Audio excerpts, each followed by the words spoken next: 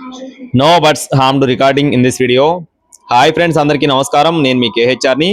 ఈరోజు టాపిక్ వచ్చేసి ఈ వీడియోలో పెరిగేనుకు సంబంధించిన ఒక పచ్చకాకి పుంజు, 2 కాకి పెట్టల్ని మీ ముందుకు తీసుకొని వచ్చాను.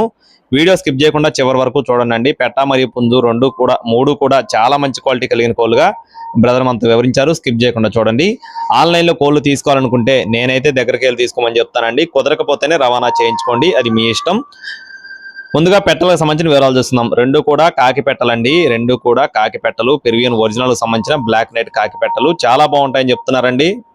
పెట్టలైతే 2 కూడా మంచి క్వాలిటీ కలిగిన పెట్టలుగా బ్రదర్ మనతో వివరించి క్లియర్ గా చెప్పడం జరిగింది. ఫ్రెండ్స్, ఒక్కొక్క పెట్ట కాస్ట్ వచ్చేసి 6,000 రూపాయలు చెప్తున్నారండి. కాకి పెట్టలు 2 ఉన్నాయి. ఒక్కొక్క పెట్ట కాస్ట్ వచ్చేసి 6,000 రూపీస్ గా బ్రదర్ మనతో చెప్పడం జరిగింది. మీరు ఇక్కడ చూసుకోవచ్చండి, మంచి రౌండ్ బాడీ, చాలా మంచి క్వాలిటీ కలిగిన పెట్టలుగా బ్రదర్ మనతో వివరించి చెప్పడం జరిగింది.